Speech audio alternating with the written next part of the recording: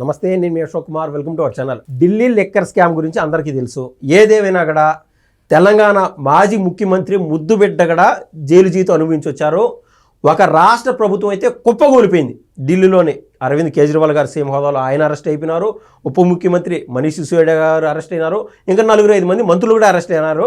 తిరిగి చూస్తే అసలు ఢిల్లీ లిక్కర్ స్కామ్లో వీళ్ళ ఇన్వాల్వ్మెంట్ లేనంటే లేదని చెప్పి కోర్టు వారు కూడా క్లీన్ చిట్ ఇచ్చేశారు. ఇదే మాదిర ఆంధ్రప్రదేశ్లో మాజీ ముఖ్యమంత్రి అయినటువంటి జగన్మోహన్ రెడ్డి గారికి కేంద్ర పెద్దలతో ఎక్కడో ఏ దశలోనూ లాలూచి కుదిరింది. ఏది ఏమైనా కూడా ఏపీలో జరిగినటువంటి లిక్కర్ స్కాము కంటి చూపు మేర కనపడదు, ఇది కనుమరుగైపోతుందని చెప్పి అందరూ అనుకున్నారు. కానీ మూలిగా నక్కపైన తాటికాయ పడినట్టు లిక్కర్ స్కామ్లో సరికొత్త అప్డేట్స్ అంటూ వచ్చాయి. పూర్తిగా డిస్కస్ చేద్దాం. మనతో పాటు ఆర్థిక, రాజకీయ, సామాజిక విశ్లేషకులైనటువంటి డాక్టర్ లయన్ కొత్త రవీంద్రబాబు గారు అయితే ఉన్నారు. సార్ నమస్తే. సార్ నమస్తే. సార్, ఏ దశలోనో మీరు ఎప్పుడు చెప్పలేదు కానీ బయట పెద్ద విశ్లేషకుల నుంచి కూడా నేను విన్నానంటే మెయిన్ స్ట్రీమ్ మీడియాలో కూడా చాలామంది కవర్ చేశారు. మూర్తి గారు కావచ్చు, చాలామంది ఎక్కడో ఏ దశలోనో అక్కడ పైన కేంద్ర పెద్దలు జగన్ గారి పైన చల్లని చూపులు చూపిస్తూనే ఉన్నారు. అసలు ఈ మద్యం స్కామ్ ఎట్టమైందో మాకైతే కనపడలేదు. ఈ కల్తీ నెయ్యి వ్యవహారం పైకి వచ్చేసింది, కాపు కులం వ్యవహారం పైకి వచ్చేసింది. రోజుకొక్క లొల్లి ఏపీలో. అంటే మద్యం స్కామ్ అని చెప్పి లాస్ట్ 7-8 నెలలు నాంతో వచ్చింది ఆంధ్ర రాష్ట్ర ప్రజల నోట్లో. జగన్ గారు ఎప్పుడు అరెస్ట్ అవుతారు, రేపా మాపా మొన్నాడా అన్ని తమ్నీల్స్లో ఏ కనిపించాయి సార్. సోషల్ మీడియాలో అయితే అయ్యే తమ్నీల్స్. అయితే సరికొత్తగా మొన్న ఒక అతను కట్టా ప్రణయ్ ప్రకాష్, ఎవరైతే జగన్ గారి ఇంటి దరిదాపులో ఎదురుగా ఉన్నటువంటి అపార్ట్మెంట్లో డబ్బులన్నీ కలెక్ట్ చేసుకుంటా ఎత్తిపెట్టుకుంటా ఎలక్షన్కి సరఫరా చేసినటువంటి ఆ వ్యక్తి కావచ్చు, మొన్న సరికొత్తగా ఏపీ బ్యావరేజ్ కార్పొరేషన్ మాజీ చైర్మన్ అయినటువంటి వాసుదేవ్ రెడ్డి గారు కావచ్చు, అదేవిధంగా కసిరెడ్డి రాజశేఖర రెడ్డి ముఖ్య అనుచరుడు అయినటువంటి చాణక్య, సంథింగ్ బోనేటి చాణక్య, వీళ్ళందరూ ఆస్తులు కలిపి దాదాపు 440 కోట్ల రూపాయలు ఈడీ అటాచ్ చేసేసింది. అది సరికొత్త అప్డేటు. అంటే అసలు ఆ లిక్కర్ స్కాము జగన్మోహన్ రెడ్డి గారికి ఏదన్నా ఉరితాడాలా బిగించుకుంటుందా? ఇన్ ద సెన్స్ ఆయన ఆస్తులు జప్తు వరకు వెళ్తుంది. ఎందుకంటే ఆల్రెడీ సార్ 3 ఛార్జ్ షీట్లలో జగన్ గారి పేరు వచ్చింది. ఇప్పటి వరకు జగన్ గారి పైన దున్నపోత పైన వర్షం పడితే ఏ విధంగా ఉంటుందో జగన్ గారికి చిన్నపాటి బెరుకు భయం అనేది లేకుండా ఈయన గాంధీ తాత మాదిర బయట పోర్ట్రేట్ అవుతూనే ఉన్నారు. అసలు ఈ విషయం పైన మీరు ఏమంటారు సార్? మీరు ఇంట్రోలో ప్రస్తావించినట్టుగా Delhi liquor scam versus Andhra Pradesh liquor scam okay, ఒక కంపారిజన్ తీసుకున్నారు. Yes sir. ఆంధ్రప్రదేశ్లో జరిగిన లిక్కర్ స్కామ్ భారతదేశంలోని అతి పెద్ద లిక్కర్ స్కామ్. దీంతో పోలిస్తే ఢిల్లీ లిక్కర్ స్కామ్ నీటి బొట్టంతా. పార్లమెంట్లో ఎంపీ గారు మాట్లాడిన స్టేట్మెంట్. ఎస్. అయితే ఢిల్లీ లిక్కర్ స్కామ్లో అప్పటి ముఖ్యమంత్రి, ఉప ముఖ్యమంత్రి, బీఆర్ఎస్ కవిత వీళ్ళందరూ అరెస్ట్ అయ్యారు. అందరూ జైలు జీవితం గడిపించి బయటకు వచ్చారు. తర్వాత రేస్ అవెన్యూ కోర్ట్ అనే ఒక కోర్టు వాళ్ళకి క్లీన్ చిట్ ఇచ్చింది. ఓకే. ఇప్పుడు క్వశ్చన్ ఏంటంటే చాలా సీరియస్ క్వశ్చన్, అందరూ ఆలోచన చేస్తున్నటువంటి సబ్జెక్ట్. వాళ్ళకి ప్రభుత్వాలు కూలిపోని, మానసిక క్షోభను అనుభవించారు, పదవులు పోని, నష్టం జరిగింది. మరి వీళ్ళ మీద క్లీన్ చిట్ ఇస్తే దాని నష్టాన్ని పూరించేది ఎవరు? అంటే ఒక తప్పుడు కేసు పెట్టి జైల్లో 4 నెలలు 6 నెలలు ఉంచి బయటకు వచ్చిన తర్వాత క్లీన్ చిట్ ఇచ్చేస్తే వాళ్ళకి జరిగిన నష్టాన్ని ఎవరు భర్తీ చేస్తారు? నంబర్ 1. ఎస్. వీళ్ళు దర్యాప్తు సంస్థలు ఎందుకు డాక్యుమెంటరీ సపోర్టింగ్ ఎవిడెన్సెస్ ప్రొడ్యూస్ చేయలేకపోయారు? ఎందుకు కేసుని నీరుగార్చారు? దానికి అనుభవిస్తున్నప్పుడు నిందితులు బాధితులయ్యారు.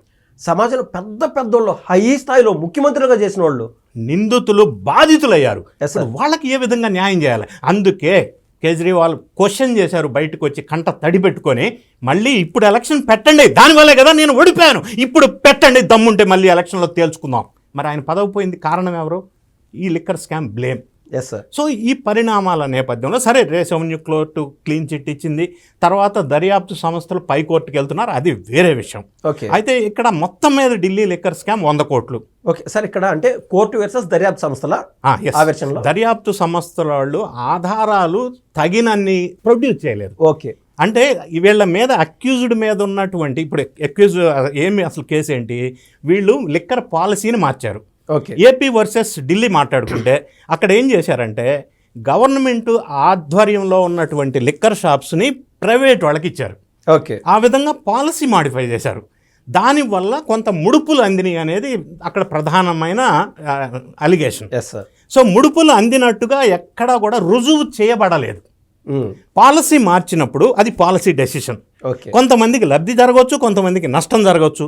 కానీ తద్వారా పర్టికులర్ వ్యక్తులకి ముడుపులు జరిగినాయి అని ఆధారాలు లేవు అనేది కోర్టు క్లియర్గా తేల్చేసింది. ఓకే. మరి ఆధారాలు ఎందుకు ప్రొడ్యూస్ సార్ ఒక మాట చేయలేకపోయింది? సారీ టు ఇంటరప్ట్ యూ, దాంట్లో అసలు కవిత గారి ఫ్యాక్టర్ ఎట్ వచ్చింది నాకు 2 minutes అంటే వీళ్ళ దగ్గర నుంచి ఎవరికైతే షాప్స్ అలాట్మెంట్ చేపించుకుంటారో Yeah. వాళ్ళ దగ్గర నుంచి ముడుపులు తీసుకునే విధంగా వీళ్ళు ఒక స్కెచ్ చేశారు.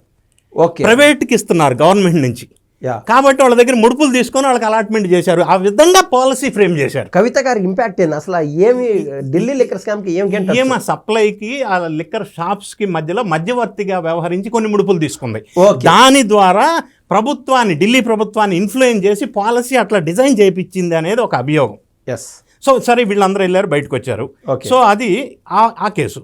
ఇక్కడికి వచ్చేసరికి ఆంధ్రప్రదేశ్ లిక్కర్ స్కామ్కి వచ్చేసరికి ఇది గవర్నమెంట్ తీసుకుంది ప్రైవేటు ఆధ్వర్యంలో ఉన్న షాప్. ఓకే. రివర్స్. ఇక్కడ ఏం చేశారు, పాలసీ మార్చారు. ప్రభుత్వం గవర్నమెంట్ తీసేసుకుంది, షాపులన్నీ గవర్నమెంట్ నడిపించింది. ఓకే. దానికి రివర్స్ ఓకే. ఒకటి. రెండోది, నకిలీ మద్యాన్ని ఏరులై పారించింది. అంటే లంచాలు ముడుపుల రూపంలో రావటం కోసం వీళ్ళు ఇష్టం ఉన్న కంపెనీకి ఆర్డర్ ఇవ్వటం, వాళ్ళ చేత నకిలీ మద్యాన్ని తయారు చేయించటం. సేమ్ సౌండ్ బ్రాండ్ అంటారు. ఉమ్, అంటే ఒక పాపులర్ బ్రాండ్, బాగా సేల్స్ ఉన్న బ్రాండ్కి దగ్గర అదే పదంతో ఇంకొక బ్రాండ్ తయారు చేసి కొద్ది కన్ఫ్యూజింగ్ బ్రాండ్, ఓకే. దాని ద్వారా ముడుపులు తీసుకున్నారు, పిచ్చి మద్యం. Okay sir. ఒకటి. రెండోది, అందులో ఎంప్లాయీస్ ప్రభుత్వం ఆధ్వర్యంలో ఎంప్లాయీ పెట్టారు షాపుల్లో, అక్కడ కమిషన్లు దొబ్బారు ఆ ఎంప్లాయ్మెంట్లో, అది వేరే విషయం. రెండోది ఏం చేశారు, ఈ పర్టికులర్ ఎవరైతే వీళ్ళ మనుషుల ద్వారా డిస్టిలరీస్ని తయారు చేయించారు మద్యం. ఉమ్, అందులో ప్రధానంగా Okay. UV distilleries, Okay. లీలా డిస్టిలరీస్, Okay. ఆదాన్ డిస్టిలరీస్. ఇప్పుడు నిన్న మీరు చెప్పినట్టుగా ఈడీ వాళ్ళ ప్రెస్ మీట్లో ఈ డీటెయిల్స్ అన్నీ ఇచ్చారు. వాళ్ళు ఇచ్చిన మాటలే నేను చెప్తున్నాను, నా Yes, సొంతంగా ఏం yes. చెప్పట్లేదు. Okay sir. సో ఈ పర్టికులర్ డిస్టిలరీస్కి లబ్ధి జరిగే విధంగా డెసిషన్ తీసుకున్నారు.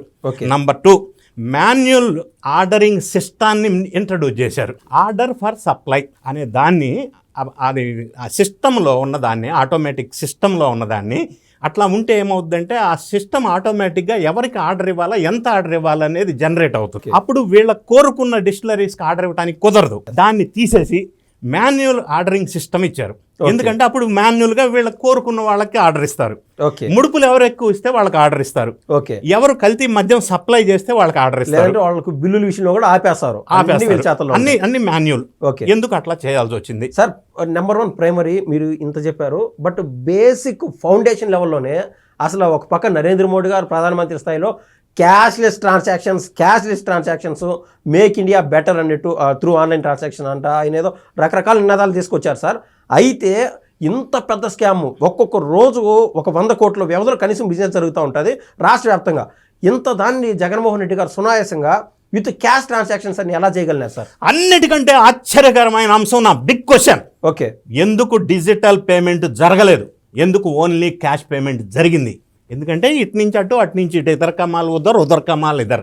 ఓకే. ఒకటి. రెండోది, ట్యాక్సీలు కూడా మిగిలిపోతాయి. ట్యాక్సులు మిగులుతూ వీళ్ళకి క్యాష్ ట్రాన్సాక్షన్ అంటే బ్లాక్ మనీ, అంటే దాన్ని హవాలా రూపంలో విదేశాలకి తరలించటం, గోల్డ్లో పెట్టుబడి పెట్టడం, రియల్ ఎస్టేట్లో పెట్టుబడి పెట్టడం, ఇండస్ట్రీస్లో పెట్టుబడి పెట్టడం, విదేశాలకి తరలించటం, సినిమాల్లో పెట్టుబడి పెట్టడం, ఓకే. ఇలా పంచుకు తిన్నారు. Yes. అదేవిధంగా వీటి కోసం కొన్ని డెన్నలు మెయింటైన్ చేశారు. ఆ డెన్నల్లో డబ్బులు లెక్క పెడుతూ చెవిరెడ్డి భాస్కర్ రెడ్డి అనుచరుడు దొరికాడు. గతం ఒకటి. రెండోది మీరు ప్రస్తావించారు, ప్రణయ్ ప్రకాష్ అరెస్ట్ అయ్యారు. ఆయన పోషించిన పాత్ర ఏంటంటే తాడేపల్లి ప్యాలెస్కి దగ్గరలో ల్యాండ్ మార్క్ అపార్ట్మెంట్ అని ఒక అపార్ట్మెంట్ ఉంది. అపార్ట్మెంట్ మొత్తం రెంట్ తీసుకున్నారు టోటల్గా, హోల్సేల్గా. అపార్ట్మెంట్ నిండా గోడౌన్, డబ్బులు గోడౌన్, లెక్క పెడుతూనే ఉండాలా, టన్నులు కొద్దీ ఇటు వస్తుంటుంది, ప్యాకెట్ల కొద్దీ మళ్ళీ డిస్పాచ్ చేయాలా. అది ఒకటి. రెండోది, అది హెడ్ ఇతను నిన్న అరెస్ట్ చేసినటువంటి ప్రకాష్, ప్రణయ్ ప్రకాష్. సో ఆ డబ్బు ఎక్కడికి పోయిందనేది కొత్తగా వెలుగులోకి వచ్చిన అంశం ఏంటంటే, గతంలో చెవిరెడ్డి భాస్కర్ రెడ్డి ద్వారా రాయలసీమ, ప్రకాశం జిల్లాలకి ఎలక్షన్లో డబ్బు ఆయన ద్వారా డిస్ట్రిబ్యూషన్ జరిగింది 2024 ఎలక్షన్లో. ఓకే. ఇప్పటి వరకు తేలిన అంశం. ఇప్పుడు ఇతని ద్వారా తెలియవచ్చిన అంశం ఏంటంటే, అట్లేం కాదు, మొత్తం ల్యాండ్ మార్క్ అపార్ట్మెంట్ నుంచి 175 నియోజకవర్గాలకి డబ్బులు వెళ్ళిపోయినాయి. అంటే 2024 ఎలక్షన్లో లిక్కర్ ద్వారా సంపాదించిన డబ్బుని మొత్తం అన్ని నియోజకవర్గాల్లో పనిచేశారు. డబ్బులు కొడితే జనాలు ఓట్లేస్తారు, ఇదే థీమ్ వాళ్ళది. అంటే కాబట్టి డబ్బులు జనరేషన్ కోసం ఈ లిక్కర్ స్కామ్ చేశారు. రెండోది, ఢిల్లీ లిక్కర్ స్కామ్ వల్ల ఎవరు అనారోగ్య పాలవలా, ఎవరు చనిపోలా. ఇక్కడ ఇంకొక మానవీయ కోణం ఉంది. ఇది కుంభకోణం అని నేను అనను, వ్యవస్థీకృత కుట్ర నేరం. ఎందుకంటే 32,000 మంది చనిపోయారు. ఒక్క జంగారెడ్డి గూడెంలో 27 మంది చనిపోయారు పిచ్చి లెక్కర్ తాగి on that single day. 1 day. 132,000 మంది అస్వస్థతకు గురయ్యారు లివరో కిడ్నీ సమస్యలతో పిచ్చి మందాగి. ఇప్పుడు ఆ కుటుంబాలని ఎవరు ఆదరిస్తారు? వాళ్ళకి జరిగిన loss who is responsible? Okay, ప్రభుత్వం తీసుకుంటుందా? జగన్ రెడ్డి గారు తీసుకుంటారా? ఈ స్కామ్ ఫ్రేమ్ చేసిన వాళ్ళు తీసుకుంటారా? Yes sir. It is a big complicated scam. Okay, we cannot compare with Delhi liquor scam. Okay, ఇది సాదాసీదా డబ్బులు అక్రమం చేసిన స్కామ్ కాదు. ఇది మీరు చెప్పినట్టు రకరకాల కోణాలు, మీరు మానవీయ కోణాలు ఒక్కటి కాదు. Yes sir. క్యాపులు సప్లై చేసిన దానికి ఒక స్కామ్, ఓకే, బాటిల్స్ సప్లై చేసిన వాడికి మనవాళ్ళే అంతా ఒక స్కామ్, స్టిక్కర్లు సప్లై చేసిన వాళ్ళు మనవాళ్ళే అదొక స్కామ్, తయారైన మందుని సప్లై చేయడానికి ఎంప్లాయీస్ మన ఏజెన్సీ ద్వారా అపాయింట్ చేసాం, వాళ్ళకి పిఎఫ్ ఈఎస్ఐ శాలరీలో కట్ చేసాం, మనం ఇవ్వలా, ఓకే, అంతా మనమే. ఓకే, దీంతో ఆగారా? Transportation scam. Yes, transportation scam ఏంటి? గతంలో బిఫోర్ వైఎస్ఆర్సీపీ గవర్నమెంట్ ఎట్లా ఉండేది? డిస్ట్రిక్ట్ లెవెల్లో జాయింట్ కలెక్టర్ నేతృత్వంలో ఒక కమిటీ ఉండేది. ఓకే, ఆ కమిటీ ట్రాన్స్పోర్టేషన్కి ఆర్డర్ ఇచ్చేది. ఒక కేసుకి ఆంధ్రప్రదేశ్ బెవరేజెస్ కార్పొరేషన్ నుంచి దుకాణానికి సప్లై చేసినందుకు కేసుకి 13 రూపాయలు. ఓకే, అది డిసైడ్ చేసేది డిస్ట్రిక్ట్ లెవెల్లో జాయింట్ కలెక్టర్ ఆధ్వర్యంలో కమిటీ. ఓకే, ఇప్పుడు ఆశ్చర్యంగా ఏంటంటే రకరకాల స్కాముల్లో సబ్ స్కాము, యాన్సిలరీ స్కాము, అబ్బో ఇది ఇంకొక యాంగిల్. ఆ 13 రూపాయలని జాయింట్ కలెక్టర్ ఆధ్వర్యంలో డిస్ట్రిక్ట్ లెవెల్లో తీసేసి కేంద్రీకృతం చేసి వ్యవస్థీకృత నేరం చేశారు. 13 కాదు, అంత మనోళ్లే కదా, అవును, 34 రూపాయలు చేశారు కేసుకి. Almost triple. ఎట్లా చేస్తారండి? 13 రూపాయలు 34 రూపాయలు చేశారు. ఓకే, జాయింట్ కలెక్టర్కి సంబంధం లేదు, సెంట్రల్లో డిసైడ్ చేస్తారు. ఎవరు డిసైడ్ చేశారు? రాజకేశ్ రెడ్డి. ఎందుకంటే ఆయన ఈ కేసులో A1. ఎట్లా డిసైడ్ చేశాడు? ఏరియా వైజ్ కొంతమందికి అలాట్మెంట్ మన వైఎస్ఆర్సీపీ లీడర్స్కి ఇచ్చేశాడు, పంచుకు తినమని. ఓకే, అది ఎట్లా ఇచ్చాడు? సెంట్రల్లో సిగ్మా లాజిస్టిక్స్కి ఆర్డర్ తీసుకున్నారు. ఓకే, ఈ సిగ్మా లాజిస్టిక్స్ వాళ్ళు ఏం చేశారు? ఏరియా వైజ్ కొంతమంది వైఎస్ఆర్సీపీ వాళ్ళకి ఇచ్చారు. అంటే ఉత్తరాంధ్ర ఏరియాలో నాగేశ్వరరావు, కారుమూరు నాగేశ్వరరావు వాళ్ళ కొడుక్కి సంబంధించి ఆయన హైదరాబాద్లో ఆఫీస్ పెట్టి ఆయన ఆధ్వర్యంలో మరి గుంటూరు పరిసర ప్రాంతాల్లో అమ్మటి రాంబాబుకి, రాయలసీమ పరిసర ప్రాంతాల్లో ధర్మారం కేతిరెడ్డి. ఓకే, ఇట్లా ఏరియా వైజ్ పంచుకొని డిస్ట్రిబ్యూట్ చేశారు. ఓకే, అంటే ఈ సీసా సప్లై చేసే దాంట్లో కూడా ఇది ఒక పెద్ద స్కామ్. స్కామ్లో సబ్ స్కామ్ అనుకోలేదా? ఓకే, అంటే ఎక్కడా వదిలిపెట్టలా. మీరు చూసినట్టయితే ఈ ముడుపులు తీసుకోవడం ఒక్కటే స్కామ్ కాదు. సార్ మీరు చెప్పినట్టు స్టిక్కర్లు అతికిచ్చే కాడి నుంచి మూత కాటన్స్ తయారు చేసేది మళ్ళీ అదొక స్కామ్, అది కూడా మనోళ్ళే.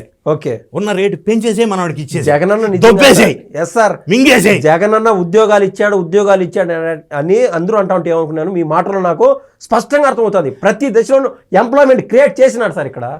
అది కూడా ఇంకొక పాయింట్ ఉంది. మళ్ళీ షాపుకి 4 చొప్పున రికార్డ్స్లో ఉన్నాయి ఎంప్లాయ్మెంట్ దుకాణంలో. యాక్చువల్గా పెట్టింది 2-3, మిగతా ఓన్లీ పిఎఫ్ ఈఎస్ఐ. ఓకే, ఎంత ఏ విధంగా తినాలో ఆ విధంగా తిన్నారు. ఆఫీస్ అది షాప్ రెంటల్ కూడా అన్ని రెంటల్లో కూడా ఇంత టెక్నికల్ నాలెడ్జ్ ఉపయోగించి ఫ్రేమ్ చేయాలి కాబట్టి ఐఐటిఎన్స్ని ఉపయోగించారు. వాళ్ళ బతుకు బస్ స్టాండ్ చేశారు. ఎస్ సార్, డెన్నలు పెట్టి డెన్నల్కి ఇన్ఛార్జ్, గోడౌన్ ఇన్ఛార్జ్ లాగా. సరే, ఈ బ్యాక్గ్రౌండ్ నేపథ్యంలో ఇప్పుడు లేటెస్ట్గా ఏం జరిగింది? ప్రణయ్ ప్రకాష్ ద్వారా అన్ని నియోజకవర్గాలకి డబ్బులు అందినాయి. ఆయన గోడౌన్ ఇన్ఛార్జ్. గోడౌన్ అంటే మెటీరియల్ గోడౌన్ కాదు, డబ్బులు గోడౌన్. రెండవది ఏమైంది? చెవిరెడ్డి భాస్కర్ రెడ్డి ద్వారా ఇంతకుముందు 8 కోట్లు సీజ్ చేశారు. ఎస్ సార్, తుడా వెహికల్స్ వాడారు. అబ్బో ఎవరిని ఎక్కడ ఏ మొదలుపెట్టలా, ఈ ట్రాన్స్పోర్టేషన్కి తుడా వెహికల్స్ వాడారు. ఓకే, ఆ డబ్బులు సీజ్ చేశారు. తర్వాత పెద్దిరెడ్డి రామచంద్రారెడ్డికి సంబంధించిన పిఎల్ఆర్ కన్స్ట్రక్షన్స్లోకి ఈ ముడుపులు వెళ్ళినాయి. దానికి ఆధారాలు లేవు, అది సీజ్ చేశారు. ఓకే, తర్వాత of course Mithun Reddy arrest అయ్యారు, అది వేరే విషయం. ఓకే సార్, ఈ రకంగా చూసినప్పుడు ఈ ముడుపులు మొత్తం కేసుకి ఇంతని ఫిక్స్ చేసి 20% కమిషన్ ఓకే. అంటే కేసుకి పర్ డే ఇంత రావాలంటే పర్ డే యావరేజ్ 60 కోట్లు 70 కోట్లు చేరాల. ఓకే. వీటన్నిటికీ రకరకాల వ్యక్తుల్ని పెట్టి వ్యవస్థీకృత నేరం చేశారు అన్ని రకాలుగా ఎక్కడ వీలైతే అక్కడ. సో ఇప్పుడు ప్రధానంగా ఈడీ ఇన్వాల్వ్ అయింది ఈ కేసులో. సిట్ వాళ్ళు పకడ్బందీ సాక్ష్యాధారాలు ఇక్కడ సబ్మిట్ చేశారు, technical supporting documentary evidences. Okay. ఢిల్లీలో అది జరగల. ఇక్కడ ఆంధ్రప్రదేశ్ ఏర్పాటు చేసిన సిట్ డీటెయిల్డ్ సబ్మిట్ చేశారు. ఓకే. ఈడీ వాళ్ళకి ఇచ్చింది, ఈడీ వాళ్ళు నమ్మినారు. ఈడీ వాళ్ళు నమ్మేదేం లేదు, document says yes sir what it happened. Okay. So ఈ డాక్యుమెంట్స్ ఆధారంగా అంటే సార్, అంటే నేను ఈ మాట ఎందుకన్నానంటే మనం సిబిఐని చూసాం, రకరకాలది చూసాం సార్.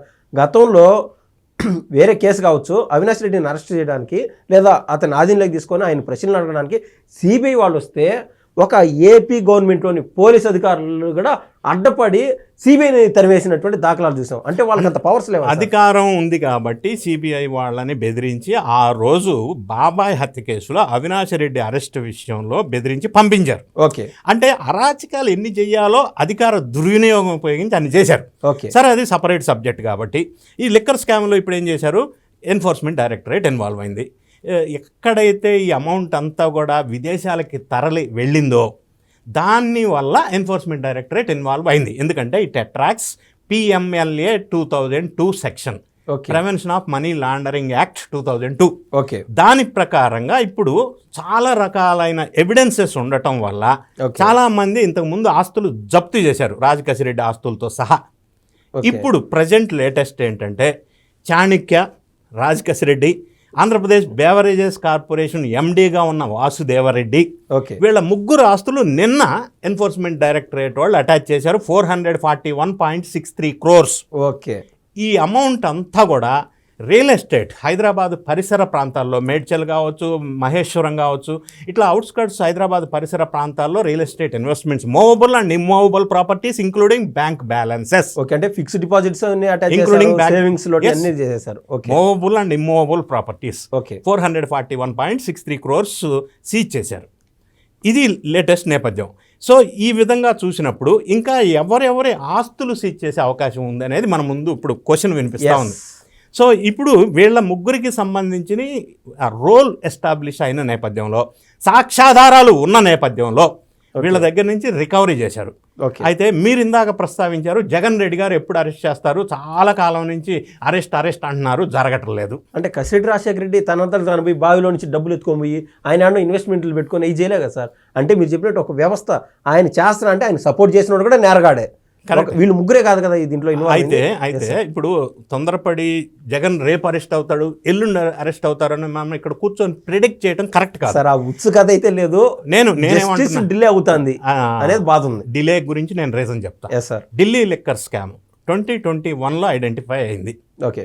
అయితే అది విచారణ ప్రారంభించి అప్పటి ముఖ్యమంత్రి, ఉప ముఖ్యమంత్రి ఎక్సెట్రా వీళ్ళని అరెస్ట్ చేయడానికి 2 years పట్టింది. ఓకే.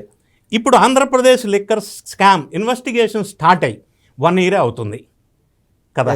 సో జగన్ రెడ్డి గారి దాకా లేదా more than 1 year 1.5 year touch అవుతుంది, టైం పడుతుంది. అది 100 కోట్ల లిక్కర్ స్కామ్ కి 2 years పట్టింది. ఓకే. ఇది భారీ complicated scheme and scam. Involved many people, politicians, IITians, intellectuals, officials, IAS, IPS. Okay. It takes time. మొత్తాన్ని చిక్కుముడి ఇప్పాలి అంటే that's not only about policy matter. No, that is only policy matter. It is not a policy matter. It is a complicated scheme framed by the intellectuals, utilized IAS, IPS officers in this. అయితే వాసుదేవరెడ్డి విషయంగా వద్దాం. ఆయన రైల్వేలో ఉన్నటువంటి అతన్ని deputation మీద తీసుకొచ్చారు. ఎందుకు తీసుకొచ్చారు? ఈ పని చేయడానికి. సరే వచ్చారు. ఇప్పటి వరకు వినిపించిన వార్త ఏంటంటే వాసుదేవరెడ్డి అప్రూవర్గా అయిపోతానని కమిట్మెంట్ ఉంది మొదలు దర్యాప్తు సంస్థతో. అందుకే ఆయన కోర్టులో పిటిషన్ వేసుకోమన్నారు, బెయిల్ పిటిషన్. కోర్టు వారు ఏమన్నారంటే ఈయన పాత్ర చాలా గట్టిగా ఉంది, ఇంత పెద్ద మనిషి ఇంత పెద్ద స్కామ్ చేసినప్పుడు ఆధారాలు ఉన్నప్పుడు బెయిల్ ఎట్లా ఇవ్వను అన్నారు లోయర్ కోర్టు. ఓకే. అటువంటి తప్పనిసరి పరిస్థితుల్లో ఆయన అరెస్ట్ చేయవలసి వచ్చింది. ఇప్పుడు అరెస్ట్ చేశారు, ఆధారాలన్నీ స్ట్రాంగ్గా ఉన్నాయి. ఇప్పుడు అరెస్ట్ అయిన తర్వాత మళ్ళీ బెయిల్ అప్లై చేసుకుంటే బెయిల్ వస్తుందా రాదా అంటే, బెయిల్ వస్తుందా రాదా పక్కన పెడితే ఈయన ఇప్పుడు కూడా అప్రూవర్గా మారతారా లేదా? ఒకవేళ అప్రూవర్గా మారితే అంతిమ లబ్ధిదారుడు ఎవరు అనేది ఈయన ద్వారా బయటికి వస్తుందా అంటే ఆయన చెప్పితేనే బయటికి రావాలా, కనుక్కోవచ్చా? అనుకోవచ్చు. That is investigation. Yes, okay sir. ఇప్పుడు ఈయన ఎందుకు చేశాడు ఈ పని, Okay. నువ్వు ఈ పని ఎందుకు చేశావు, నీకు చెప్పిన వాడు ఎవడు, ఈ అమౌంట్ ఎక్కడికి పంపించావు, అవును. కూపీ లాగడం. దీని ద్వారా ఆయన అంతిమ లబ్ధిదారుడు పేరు అనేది ఎవిడెన్స్ క్రియేట్ అవ్వాలి. Yes sir. దానికి కొంత టైం పడుతుంది. నంబర్ 1. నంబర్ 2, ఎన్డీఏ ప్రభుత్వం వారు ఆంధ్రప్రదేశ్లో అరెస్ట్ చేయటం లక్ష్యం కాదు, దీన్ని కేసుని ఛేదించటం లక్ష్యం. అందులో ఎవరున్నా సరే, అధికారులు కావచ్చు, పొలిటీషియన్స్ కావచ్చు, రాజకీయ నాయకులు కావచ్చు. అంటే ఏపీకి సంబంధించిన ఎన్డీఏ అంటున్నారా, లేక సెంట్రల్ లెవెల్ ఎన్డీఏ అంటున్నారు సార్? ఏపీ ఎన్డీఏ ప్రభుత్వం వారు Yes, sir. Yes, ఇప్పుడు sir. కేసులు పెట్టడం అనేది లక్ష్యం కాదు. ఓకే. ఈ కేసులో నిజంగా రియల్గా ఇన్వాల్వ్ అయిన వాళ్ళని చట్టం తన పని తాను చేసుకునేటట్టుగా చేయాలి. ఓకే. సో జగన్ రెడ్డి గారు మీరు అన్నట్టుగా మొదటి ఛార్జ్ షీట్లో పేరున్నప్పటికీ పూర్తి స్థాయిలో దానికి అనుగుణంగా సాక్ష్యాధారాలు భారీగా ఎస్టాబ్లిష్ అయిన తర్వాత, ఓకే. ఆయనకి నోటీస్ ఇచ్చి పిలిచిన తర్వాత ఓకే. Next process sir. ప్రకారంగా ప్రొసీడ్ అవుతారు. Okay. అలా జరగాలంటే ఈ కీలకమైన వ్యక్తులు వాసుదేవరెడ్డి కావచ్చు, రాజకేశ్ రెడ్డి కావచ్చు, వీళ్ళు ఇంకా కొద్దిగా ఎస్టాబ్లిష్ అవ్వాలి సాక్ష్యాధారాలు. ఒకటి. రెండోది, ఎన్ఫోర్స్మెంట్ డైరెక్టరేటు పిఎంఎల్ఏ యాక్ట్ ప్రకారంగా విదేశాలకి తరలిని, అందులో జగన్ రెడ్డి గారి పాత్ర కొంత ఎస్టాబ్లిష్ అయింది. కానీ పూర్తి స్థాయిలో డాక్యుమెంటరీ ఎవిడెన్సెస్ వచ్చిన తర్వాత అంతిమ లబ్ధిదారుడు వైపు కేజ్రీవాల్ లాగా, లేదా అప్పట్లో ముఖ్యమంత్రి కాబట్టి ఓకే. ఎలా అయితే చర్యలు తీసుకున్నారో ఈ విధంగా ఇక్కడ కూడా తీసుకునే అవకాశం ఉంది. అయితే అక్కడ దర్యాప్తు సంస్థలు ప్రొడ్యూస్ చేయడంలో ఫెయిల్ అని అంటున్నారు కోర్టు వారు, Rouse Avenue court. Yes sir. ఇక్కడ సిట్ వాళ్ళు ఆల్రెడీ క్లియర్ కట్గా ఎవిడెన్సెస్ అన్ని సబ్మిట్ చేశారు. సో ఈ కేసు నీరుగారిపోయే అవకాశం లేదు. నంబర్ 1, అంతిమ లబ్ధిదారుణ్ణి పట్టుకునే దిశగా దర్యాప్తు జరుగుతుంది. ఈడీ ఎన్ఫోర్స్మెంట్ డైరెక్టరేట్ ఇన్వాల్వ్ అయింది. ఇంకా ఎంతమంది ఆస్తులు జప్తు చేస్తారో తెలీదు. ఓకే. నేనేమంటానంటే ఆస్తులు అందరూ ఇన్వాల్వ్ అయిన వాళ్ళందరూ ఎవరైతే ప్రూఫ్ అయినాయో వాళ్ళని జప్తు చేసి బాధిత కుటుంబాలని ఆదుకోవాలా మానవీయ కోణంలో అనేది నా విజ్ఞప్తి. Super sir. Very thank you sir. Thanks allot really. Sir please conclude me with a final doubt. ఈ జనరల్ ఆస్పెక్ట్లో మాట్లాడినాం కాబట్టి, రేపు మాపో జగన్మోహన్ రెడ్డి గారు ఈ యొక్క కేసులో ఇన్వాల్వ్మెంట్ ఉంది, ఆయనే ప్రధాన పాత్రధారి, అంతిమ లబ్ధిదారుడు అనే మాట బయటకు వచ్చినప్పుడు, ఇన్ జనరల్ ఆస్పెక్ట్ సార్ నా డౌట్ ఏంటంటే, అక్యూస్డ్ నెంబర్ 1 అని చేరుస్తారా, లేదా ఈ కేసులో ఆల్రెడీ ఒక 54 మంది 58 మంది ఉంటారు, అక్యూస్డ్ నెంబర్ 59 అని చేరుస్తారా? అంటే అక్యూస్డ్ నెంబర్ 39 అన్నట్లు చెవిరెడ్డి భాస్కర్ రెడ్డి గారి పేరు ఉన్నది, ఇంకొకరి పేరు అక్యూస్డ్ నెంబర్ 52 ఉన్నది. ఈ అక్యూస్డ్ విషయం ఏంది, ఆ కథ ఏంది సార్? లీగల్ ఫ్రేమ్వర్క్లో ఎస్ సార్. ఇప్పటి వరకు ఈ లిక్కర్ స్కామ్ ఆంధ్రప్రదేశ్లో ఓకే. ప్రణయ్ ప్రకాష్ ఎవరైతే లేటెస్ట్గా అరెస్ట్ అయ్యారో ఓకే. ఆయన A52, okay.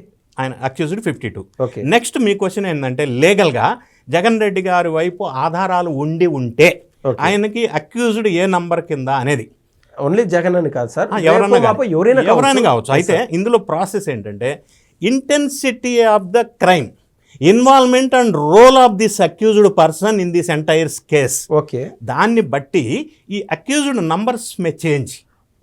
There I come sir. Accused number 39 ఉంది చెవిరెడ్డి భాస్కర్ రెడ్డి గారిది, అందరికంటే ఎక్కువ రోజులు ఆయన జైల్లో గడిపినాడు ఇదే కేసులో. అయితే ఆయన అక్యూజ్డ్ నెంబర్ 39లో ఎందుకున్నారు, ఆల్మోస్ట్ అక్యూజ్డ్ నెంబర్ 3కి అక్యూజ్డ్ నెంబర్ 2కి అక్కడ ఎందుకు చేర్చలేదు ఆయన పేరు? అంటే ఇప్పుడు ఫస్ట్ అందరి రోల్ ఉంది ఒకటి. Yes sir. నంబరు ఎంతన్నా కానీ irrespective of their accused numbers, okay, everybody played their role okay in this scam.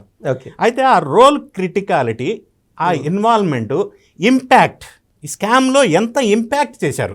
Okay sir. ఇప్పుడు స్కామ్ మొత్తానికి కీలక పాత్ర పోషించారు అందరూ, కానీ రాజకేశ్ రెడ్డి అతి ముఖ్యమైన పాత్ర పోషించాడు ఇప్పటి వరకు ఉన్న సాక్ష్యాధారాలను బట్టి. కాబట్టి ఆయన A1గా పెట్టారు. సో ఇది ఇంటెన్సిటీ, ఆ ఇన్వాల్వ్మెంట్, దాని ఇంపాక్ట్ ఆఫ్ ద స్కామ్, ఆయన ఎంత లూటీ చేశాడు, ఏ విధంగా మేనేజ్ చేశాడు, ప్రధాన పాత్ర పోషించాడా లేదా, అంతిమ లబ్ధిదారుడా లేకపోతే 10 మందిలో ఒకడా, ఇవన్నీ క్షుణ్ణంగా పరిశీలించిన తర్వాత అక్యూజ్డ్ నంబర్ ఎంత అనేది డిసైడ్ చేస్తారు దర్యాప్తు సంస్థ. అక్యూజ్డ్ నంబర్ 2 ప్లేస్లోకి రేపు వేరే వాళ్ళు రావచ్చు, అంటే మార్చుకుంటారు. It may change. Okay. It is not a permanent. అంటే ఆ తీవ్రత బట్టి వాళ్ళు ఎవరైతే ఎక్కువ ఇన్వాల్వ్మెంట్ ఉందో దాన్ని బట్టి ఆ లిస్ట్ ఇస్తారు. Yes sir. Thanks a lot sir. Thank you.